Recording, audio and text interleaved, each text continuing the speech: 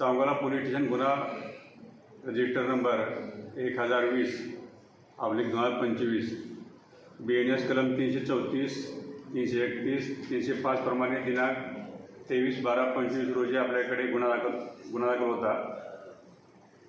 सूर्योदय mobile shoppe वासूद या ठिकाणचे दुकान फोडून यामधील मोबाईल चोरीला गेलेले होते। जवळपास 3,90,500 रुपयाचा मुद्देमाल चोरीला गेलेला होता। त्यातील एक मोबाईल आम्ही ट्रेस करून बागलकोट येथून सर्व मुद्देमाल आम्ही जप्त केलेला आहे।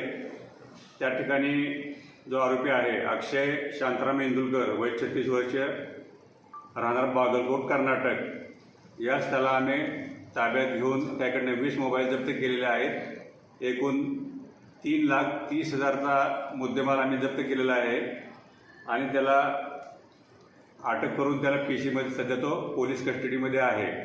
ही कामगिरी पोलीस अधीक्षक अतुल कुलकर्णी साहेब, अपर पोलीस अधीक्षक यावलकर साहेब, DYSP शिवपूजे साहेब यांच्या मार्गदर्शनाखाली सांगोला पोलीस स्टेशन येथील पोलीस हवालदार वजाळे, police constable Shahjahan Shaikh, police हवालदार भोसले यांनी ही कामगिरी केलेली आहे। याचा तपास चालू असून आणखी पुढील राहिलेले 2 मोबाईल हे तपास करण्याचं काम चालू आहे।